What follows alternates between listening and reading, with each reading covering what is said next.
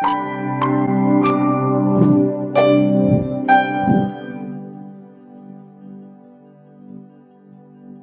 acuerdo a nuestro concepto actual de lo que es un historiador, Lucas se gana justamente ese calificativo.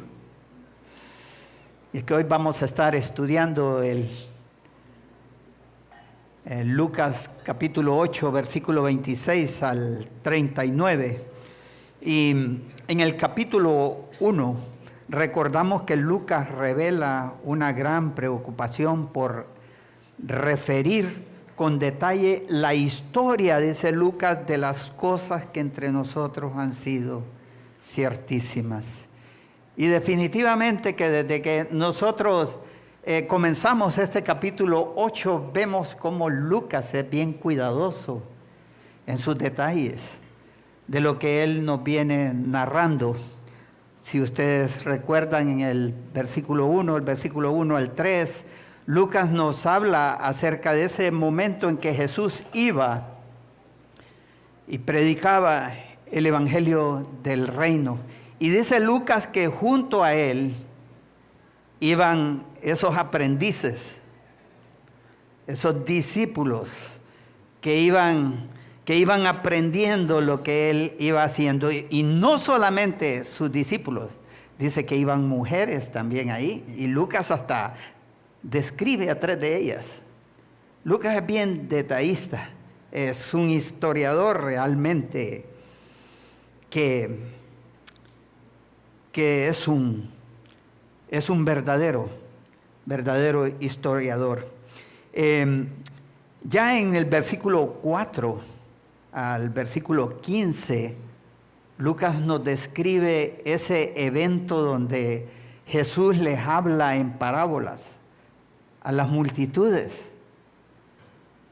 para mostrarnos ahí el tipo de terrenos o de suelos que recibían esa semilla del mensaje de nuestro Señor Jesucristo cuando Él va predicando el evangelio del reino, esa semilla que es la palabra de Dios. Pero luego del versículo 16 al 21, Lucas nos presenta ahí también 2 eventos sobre lo que es el verdadero oyente, el que oye y hace la palabra de Dios. Lucas va describiéndonos detalle por detalle de lo que es ese mensaje del Señor Jesucristo, de lo que Jesucristo iba predicando y cómo el Señor les va enseñando a ellos a través de estos eventos que se ven acá. Luego del 22 al 25 les da una enseñanza el Señor sobre las pruebas, porque recuerden que una de las razones por las que un suelo no es fértil para la palabra de Dios o para el reino de Dios es porque no soporta las pruebas.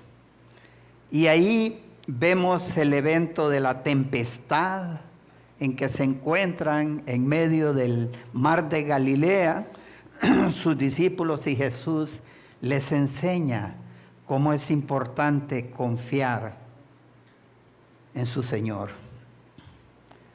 Si ustedes recuerdan, la semana pasada se nos enseñaba cómo es que estos discípulos cuando ven la tempestad, lo primero que hacen es acercarse al Señor. ¿Y cómo se refieren a Él?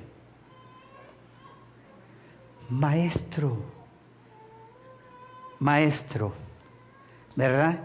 Ellos estaban aprendiendo todavía no entendían quién era su Señor. Ahora, en este acontecimiento que Lucas nos narra, después de esa tempestad, en los versículos 26 al 39, podemos notar dos componentes básicos del Evangelio que Lucas nos muestra aquí en este acontecimiento: la condición de esclavitud del hombre y la liberación del hombre por parte del Señor.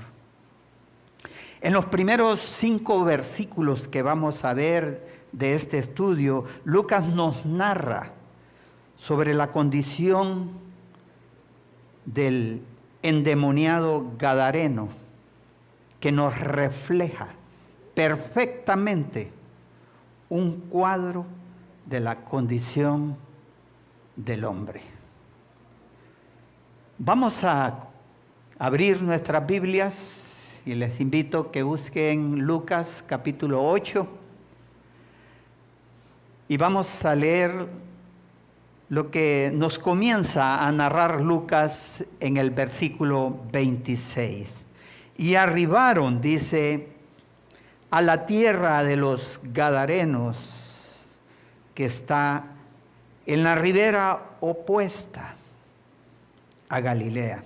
El relato comienza indicando que Jesús llega a territorio gentil, en territorio o en tierra de los Gadarenos, que es la ribera opuesta, dice Lucas, a Galilea. Está aproximadamente a unos 10 kilómetros de Galilea. Esta es parte de la región conocida como la Decápolis, que consistía en una confederación de 10 ciudades. Estas tierras eran originalmente las tierras heredadas de las tribus de Manasés y Gad, y era la patria del profeta Elías. Es lo que hoy conocemos como parte del territorio de Jordania. Los gentiles eran pueblos considerados como pueblos alejados de Dios, y la pregunta aquí en el pasaje es: ¿quién busca a quién? Dice Lucas, y arribaron a la tierra de los Gadarenos, refiriéndose al Señor Jesucristo y a sus discípulos. Arriban a la tierra de los Gadarenos, tal como Dios busca al hombre. Él toma la iniciativa de llegar aquí al territorio, al lugar, para tener un encuentro con este endemoniado gadareno que está bajo el dominio de Satanás. Y en el encuentro con Cristo, la iniciativa siempre la tiene Dios. Esto es una figura de cómo Cristo ha venido a un mundo inmundo, porque esa región de los gentiles es una región considerada por los judíos una región inmunda en varios sentidos. Eran gentiles y los gentiles eran inmundos para ellos. Habían cerdos, que es lo que vamos a ver aquí en la historia, algo considerado inmundo para los judíos. Y ellos tenían costumbres que eran alejadas a las costumbres que Dios les había dado a su pueblo, al pueblo de Israel. Pero fíjense cómo esto figura el hecho de que el Señor ha venido a este mundo y nos ha visitado. Pero la iniciativa, como decíamos, la ha tenido el Señor. No somos nosotros los que hemos buscado a Dios. Por el contrario, nosotros no buscamos a Dios, como dice en Romanos 3, versículos 11 al 12, el apóstol Pablo. No hay quien entienda, no hay quien busque a Dios. Todos se desviaron, a una se hicieron inútiles. No hay quien haga lo bueno, no hay ni siquiera uno. Al llegar él a tierra, dice Lucas, vino a su encuentro un hombre de la ciudad. El Señor llega al territorio de este hombre, pero luego por su providencia, el hombre viene a él. Y es ese precisamente el proceso. Una vez que el Señor nos ha buscado, el Señor mismo pone en nuestro corazón el deseo de acercarnos a Él. Como nos dice ahí en Romanos el apóstol Pablo en el capítulo 2, versículo 4, ¿o menospreciáis las riquezas de su benignidad, paciencia y longanimidad, ignorando que su benignidad te guía al arrepentimiento? Es la benignidad de nuestro Señor que nos guía al arrepentimiento. Eso no nace de nosotros. Por naturaleza, el hombre no tiene esa intención de arrepentirse. Eso viene de Dios. Un hombre de la ciudad, dice Lucas, endemoniado desde hacía mucho tiempo. Esta es una de las muchas historias que en la Biblia encontramos acerca de demonios y cómo afectan a las personas. Y quiero decirles, hermanos, de repente nosotros creemos que estas son cosas o historias que se daban en aquellos tiempos. Pero déjenme decirles que hoy en día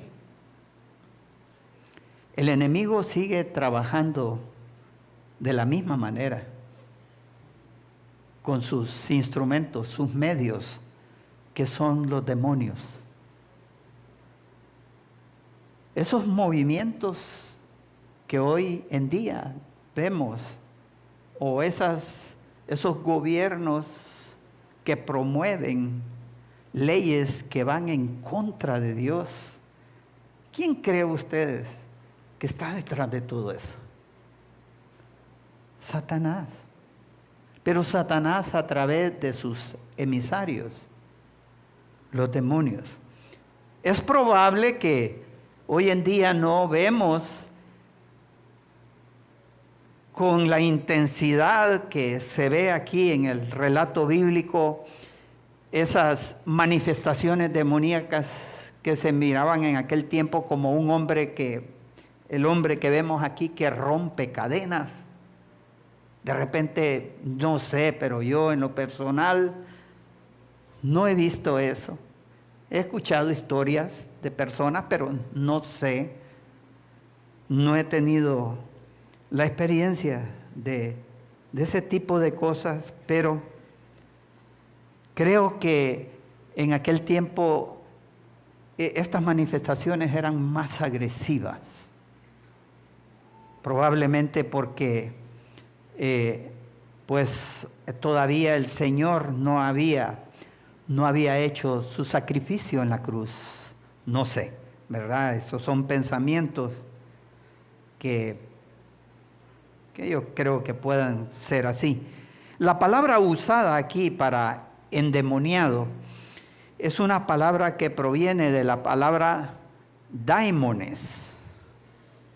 La palabra daimones, de origen griego, designaba a deidades menores. Es la misma palabra usada por los estoicos y epicúreos, de los cuales se nos habla en Hechos 17, 18, cuando el apóstol Pablo llega predicando el evangelio y estos estoicos y epicúreos vienen y dicen de él, parece que es predicador de nuevos dioses. Esa frase, nuevos dioses, es la palabra daimones. Es la misma palabra que Lucas usa aquí para referirse al endemoniado gadareno. Dice Lucas que el hombre está bajo el dominio de Satanás desde hacía mucho tiempo. Y es que esto figura también que el hombre natural desde la caída de Adán, pues está bajo el dominio de Satanás, como nos dice Juan en Primera de Juan, en su epístola de Primera de Juan 5:19. Sabemos, dice Juan, que somos de Dios y el mundo entero está bajo el maligno. ¿Ven? El mundo está bajo el dominio de Satanás. Ahora, ¿cómo Satanás lo está haciendo? Lo está haciendo a través de sus emisarios. Sigue diciendo el pasaje, y no vestía ropa. Jesús lo encuentra en una condición de desnudez, que esto viene a figurar que en nuestro encuentro con el Señor nos encuentra desnudos espiritualmente, a expensas del enemigo. Nosotros podemos preguntarnos, o decir, no, yo no creo que yo esté así. Yo no creo que yo haya estado en esa condición así como se ve este hombre. Estamos hablando de una condición espiritual, hermanos. Desnudos espiritualmente, a expensas de este enemigo. Miren lo que dice Apocalipsis 3, versículo 17. Porque tú dices, yo soy rico y me he enriquecido y de ninguna cosa tengo necesidad, y no sabes que tú eres un desventurado, miserable, pobre, ciego y desnudo. La desnudez de este hombre gadareno nos está mostrando la condición de desnudez en que todo hombre fuera de Cristo se encuentra. Por eso el Señor nos dice en Efesios 4:24, y vestíos del nuevo hombre, creado según Dios en la justicia y santidad de la verdad. Dice también Lucas que ni moraba en casa este hombre. Este hombre que viene a ser la representación de la condición humana, no moraba en casa. Esto nos recuerda que cuando el hombre fue echado del Edén, fue echado de el hogar en que él se encontraba con Dios, de su morada con Dios, y permanece fuera de esa morada mientras está sin Cristo. Pero el hombre en Cristo adquiere nuevamente morada con Dios, como nos dice en Juan 14, versículos 2 al 3, el Señor, cuando nos dice: en la casa de mi Padre muchas moradas hay. Si así no fuera, yo os lo hubiera dicho. Voy pues a preparar lugar para vosotros. Y si me fuere y os preparare el lugar, vendré otra vez y os tomaré a mí mismo, para que donde yo estoy, vosotros también estéis. ¿Qué está haciendo el Señor hoy en día, hermano. Preparando esa morada para todos y cada uno de nosotros. Ayer precisamente estuve en el velorio de una señora muy conocida en el ámbito cristiano, una mujer bastante devota. En lo personal creo que esa señora está con Cristo. Y seguro que el Señor ya tenía preparada su morada. El día en que nosotros muramos, ese es el día en que ya el Señor preparó su morada. Así que órenle al Señor que no termine todavía de preparar esa morada.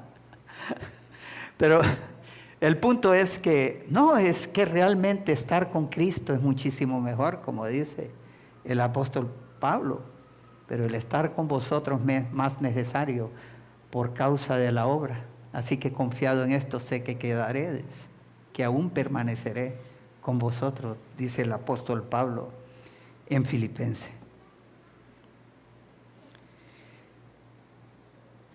Dice Lucas, sigue diciendo que, bueno, ni moraba en casa, sino en los sepulcros, dice. Moraba bajo sombra de muerte este hombre. Y es que el hombre fuera de Cristo está muerto en sus delitos y pecados, como nos dice el apóstol Pablo en Efesios 2:1. Y Él os dio vida a vosotros cuando estabais muertos en vuestros delitos y pecados. Al ver a Jesús, lanzó un gran grito y postrándose a sus pies exclamó a gran voz: ¿qué tienes conmigo, Jesús, Hijo del Dios Altísimo? Te ruego que no me atormentes. El hombre está bajo fuerzas del mal que solo Jesús puede controlar. No leemos en las Escrituras casos de demonios que huyeran de Jesús. No lo vemos. Por el contrario, vemos que estos demonios le conocían y bien entendían que eso no era posible. No era posible escondérsele al Señor. Más bien se acercaban a Él para arrodillarse delante de Él. Como nos dice Santiago 2:19, ¿tú crees que Dios es uno?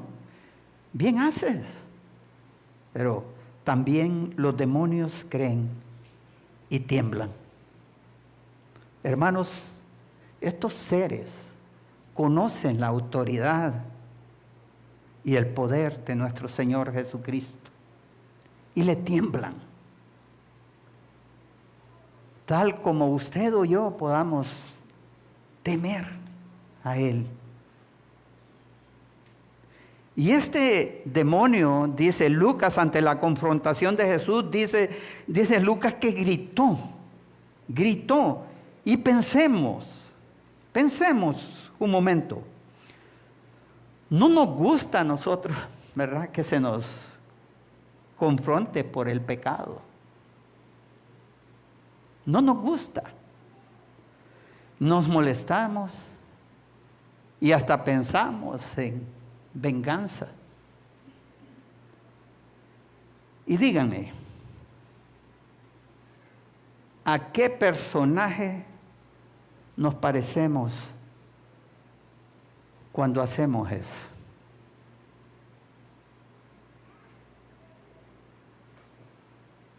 ¿A Jesús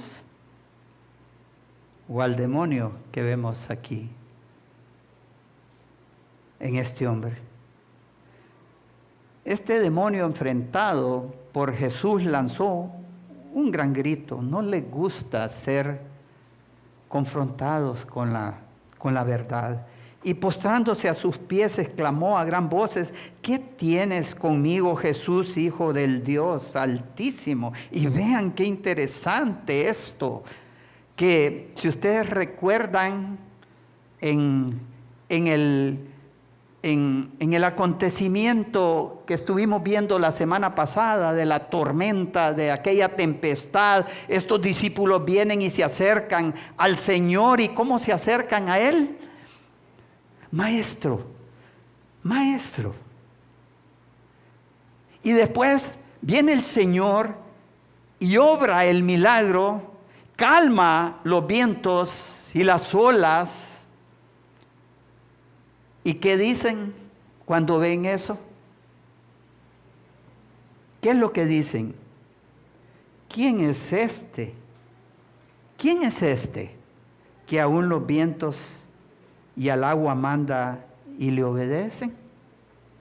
Pero irónicamente, nosotros vemos aquí en este pasaje que los demonios se refieren a Jesús como Jesús, el Hijo del Dios Altísimo.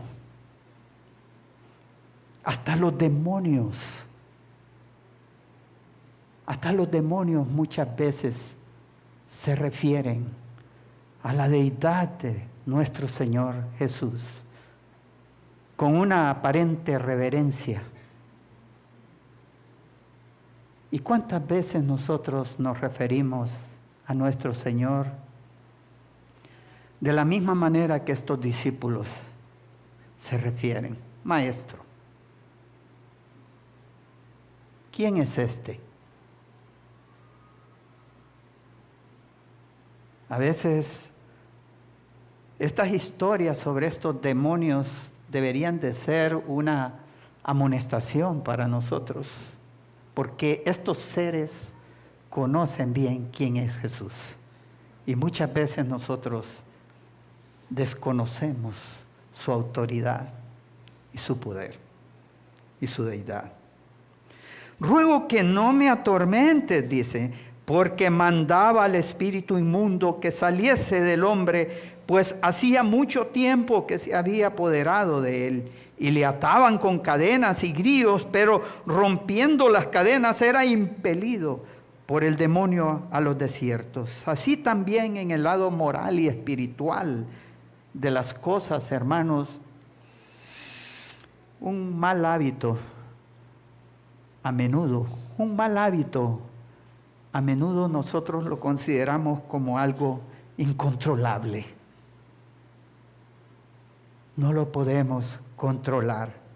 Este hombre, dice Lucas, rompía las cadenas con que trataban de controlarlo, pero el poder de los demonios era tal que este hombre rompía las cadenas. Sin embargo, quiero decirles, hermano, que ningún mal hábito es demasiado fuerte como para que el poder de Cristo no logre controlarlo.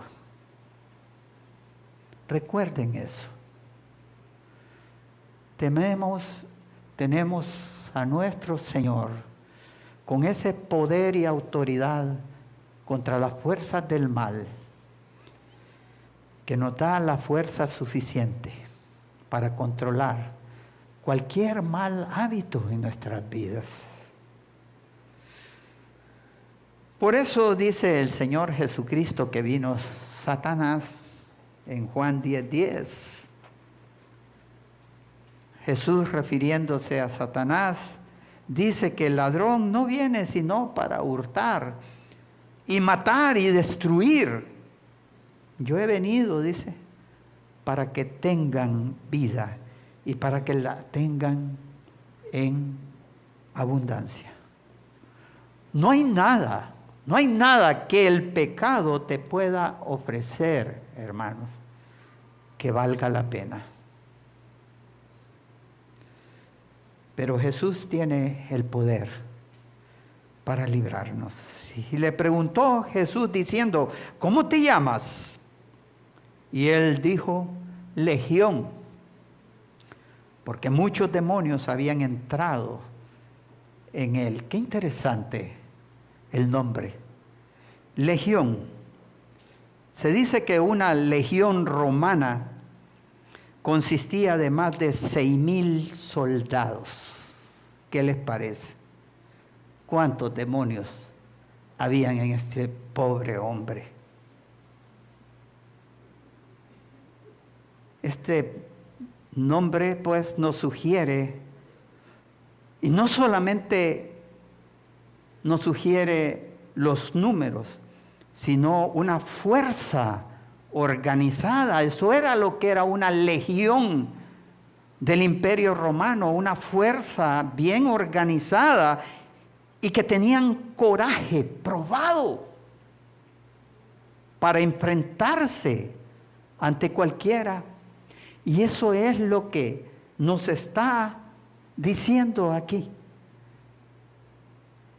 Y lo que nos indica es que el enemigo trabaja de forma y con una fuerza bien organizada. Bien organizada. Si creen que las cosas se dan así nomás, no, hermanos. Hay una organización de parte del enemigo para atacar a sus especialmente a los hijos de Dios. Este hombre se encontraba entonces, como dice Lucas, con una influencia numérica de Satanás. Y miren lo que el Señor dice en Juan 8:44 con respecto a esta realidad, cómo les hablaba el Señor Jesús. Por eso es que el Señor Jesús a veces les tenía que hablar de esta manera a los dirigentes religiosos de ese tiempo que menospreciaban la palabra del Señor y desechaban al Señor Jesucristo. Vosotros sois de vuestro padre el diablo, y los deseos de vuestro padre queréis hacer. Él ha sido homicida desde el principio y no ha permanecido en la verdad, porque no hay verdad en él. Cuando habla mentira, de suyo habla, porque es mentiroso y padre de mentira. Esa es la realidad. Este mundo está controlado por la influencia de Satanás. Por eso es que es importante que nosotros entendamos que es necesario que nosotros vayamos agresivamente y les compartamos el evangelio a las personas.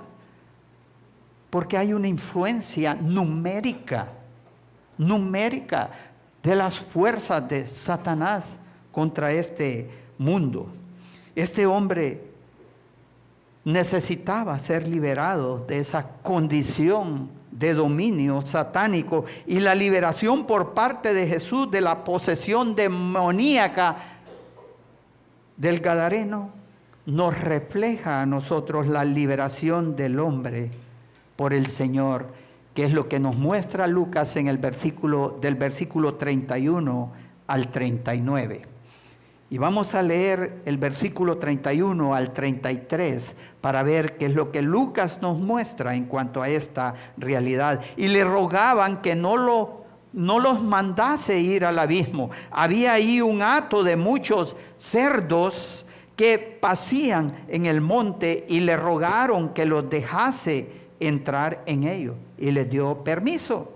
Y los demonios salidos del hombre entraron en los cerdos, y el hato se precipitó por un despeñadero al lago y se ahogó. Ante el señorío de Cristo sobre las fuerzas del mal, este hombre es liberado de esa influencia demoníaca. Es interesante que desde el primer momento los demonios reconocen a Jesús, saben su nombre, saben de su autoridad. Y es que, hermanos, ninguna fuerza del mal tiene el poder suficiente para evitar el plan redentor de nuestro Señor Jesucristo. Esto ellos lo saben. Saben quién es Jesús. saben que Él tiene toda la autoridad y por eso ellos vienen y le claman que los envíe a aquel hato de cerdos. Y Dios y el Señor les da el permiso. En el Evangelio de Marcos, Marcos nos dice que habían aproximadamente 2,000 cerdos en aquel hato. 2,000 cerdos. Y los que apacentaban, dice Lucas en el versículo 34, los que apacentaban los cerdos cuando vieron lo que había acontecido, huyeron. Y yendo dieron aviso en la ciudad y por los campos. Noten que estos hombres no solamente se fueron a la ciudad a dar aviso, sino que también por los campos, dice. Ellos fueron a dar aviso por los campos. Esto nos dice que fueron a alertar a todos los de la ciudad, haciéndole ver que la visita de nuestro Señor Jesucristo a su lugar vendría a afectar sus actividades comerciales. Y van a los campos también porque precisamente ya había afectado una actividad comercial del campo, que era la cría de los cerdos. Irremediablemente, hermanos, la visita de nuestro Señor Jesucristo afecta los intereses financieros del hombre, si es necesario, pero los afecta.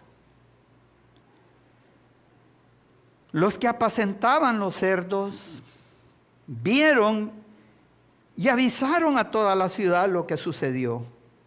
Me pregunto si fueron a avisar acerca de que el hombre endemoniado había sido liberado de los demonios, o fueron a avisar acerca de que los cerdos habían sido muertos. Se hace evidente en todos estos hombres de esta región que ellos podían ver el efecto financiero que la visita de Jesús había causado a los dueños de este hato de cerdos, pero ellos no lograban ver el rescate de este pobre hombre del mal en que se encontraba. ¿Cuántos hoy en día no hay que sienten que la presencia del Señor afecta sus negocios? Y sigue diciendo Lucas, y salieron a ver lo que había sucedido, y vinieron a Jesús y hallaron al hombre de quien había salido los demonios sentado a los pies de Jesús, vestido y en su cabal juicio, y tuvieron miedo. Y los que lo habían visto les contaron cómo había sido salvado el endemoniado. La liberación del hombre por el Señor produce temor ante el poder transformador del Evangelio. Produce temor. La gente sale a ver a un hombre completamente transformado. Porque cuando Jesús salva también transforma. No es posible que nosotros pensemos que Jesús salve a una persona y siga completamente igual. No, hermano. Por eso es que el apóstol Pablo en Filipenses 1:6 nos dice, Cristo empezó una buena obra en nosotros y la completará. La va a completar. En 2 de Corintios 4:16 dice, por tanto, no desmayamos antes que este nuestro hombre exterior se va desgastando, el interior no obstante se renueva de día en día. El cambio en la vida de este hombre que esta gente fueron a ver es radical. Radical. Aquí tenemos a este hombre transformado completamente, el cual tuvo muchos demonios, según el versículo 27. Ahora los demonios habían salido de él, versículo 35. Andaba desnudo, versículo 27. Ahora está vestido, versículo 35. No vivía en casa, vivía en sepulcro, versículo 27. Jesús le proporciona un espacio en las moradas celestiales, versículo 39. Cayó postrándose a los pies de Jesús y gritando, de acuerdo al versículo 28, ahora estaba sentado a los pies de Jesús. Este hombre ahora se encuentra a los pies de Jesús como cualquier otro discípulo. Está aprendiendo a los pies de Jesús, versículo 35. Es incontrolable, de acuerdo a lo que Lucas nos dice en el versículo 29. Ahora está tranquilizado por Jesús en su cabal juicio, de acuerdo al versículo 35. Antes estaba desnudo y demente, ahora está en su cabal juicio. Este es el cambio que Jesús otorga a todos aquellos que Él salva. El hombre en Cristo es totalmente, radicalmente transformado en el Señor.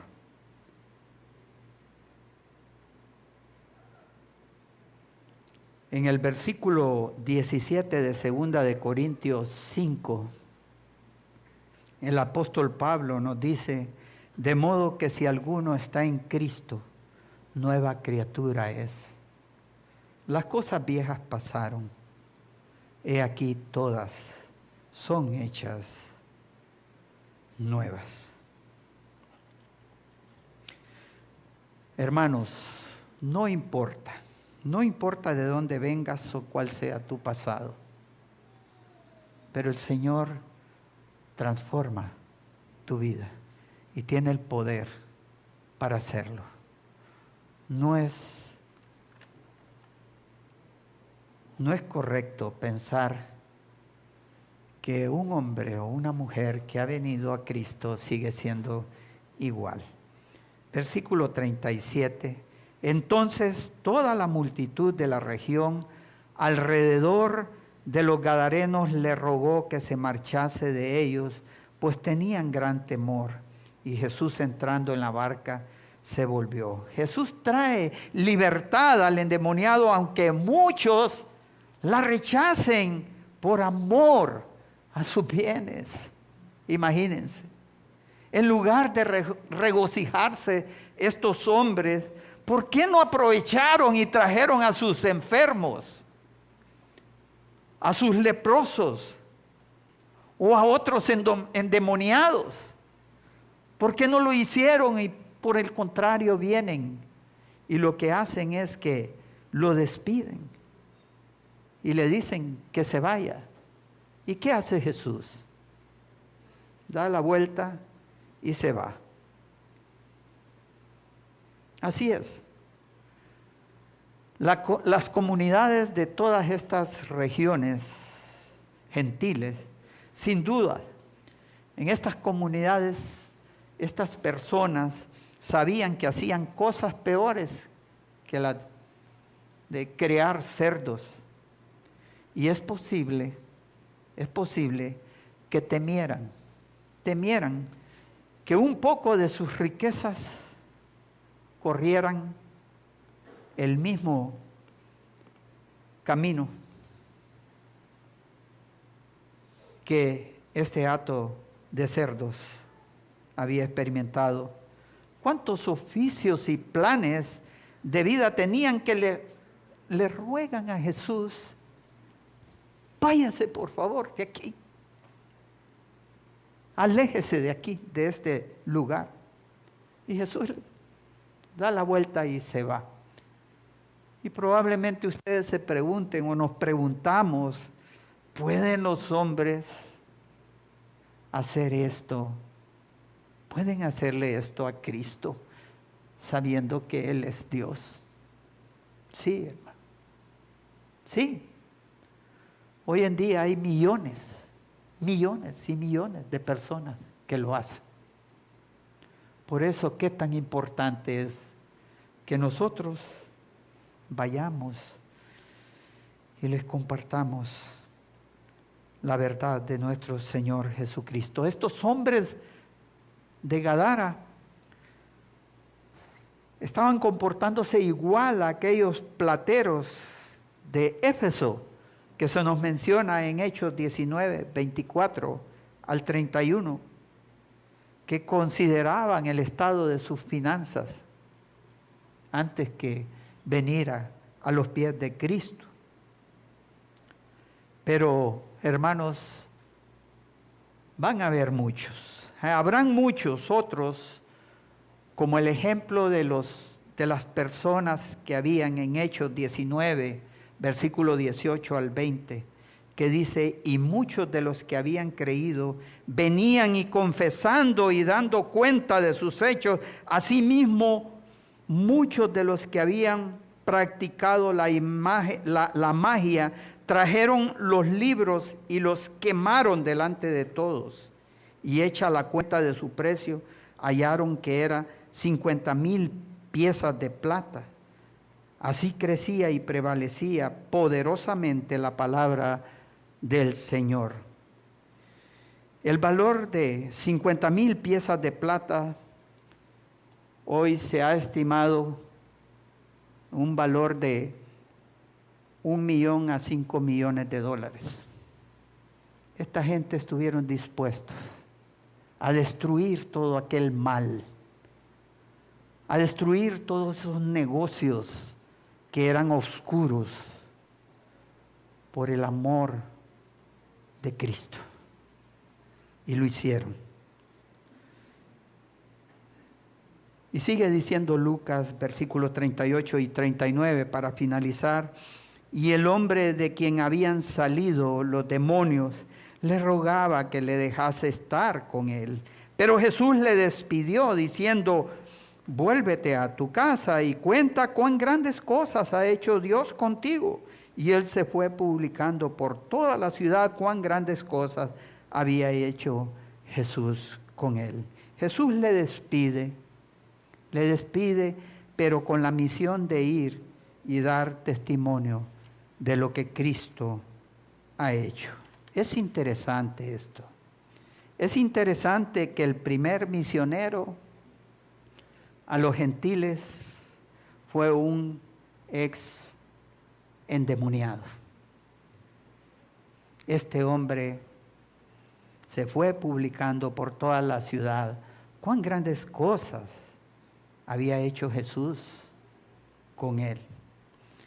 Es probable que muchos de nosotros hayamos venido a los pies de Cristo por el testimonio o por alguien que vino y nos compartió el Evangelio y que tal vez su vida pasada era una vida pasada terriblemente diabólica. Es probable, pero Dios usa hasta lo más vil de este mundo para transformar las vidas de los hombres. Y ese es el Señor. Aquí vemos que Jesús le dice, anda, predica. Que fuera a decir todo lo que el Señor había hecho. Si nosotros vemos en otros casos donde más bien les decía, no hablen, no cuenten. ¿Por qué será? Porque este era un lugar, una región gentil. Ahí no había el problema que se presentaba en las regiones judías, porque su fama se acrecentaba y su obra podría ser estorbada. Pero aquí los gentiles necesitaban por lo menos a alguien, y Él envía a alguien. Para finalizar, hermanos, En 2 de Corintios 5:20, el apóstol Pablo nos dice, Jesús al salvarnos,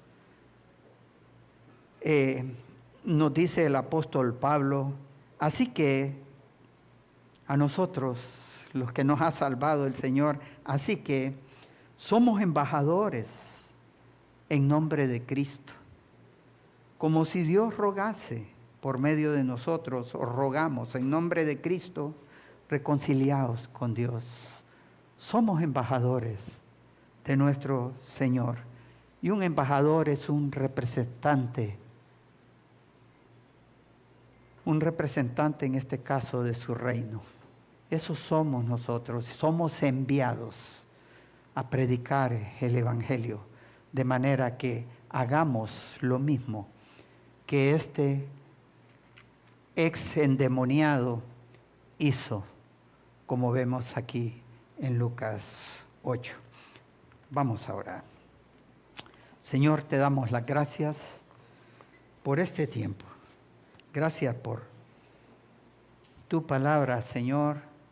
Te ruego porque podamos irnos de este lugar entendiendo el mensaje que tú nos has dado. Tú eres el Dios Todopoderoso. Tú eres el Señor que controla el mal. Y tú nos has liberado de esa condición terrible en que nosotros nos encontrábamos. Yo te ruego, Dios, porque nosotros podamos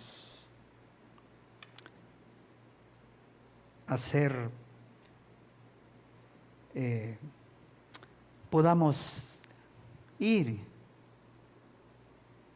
y hacer lo que este hombre también hizo después de que fue liberado, que vayamos y prediquemos el Evangelio del reino a este mundo. Te lo pedimos en el nombre de nuestro Señor Jesucristo. Amén.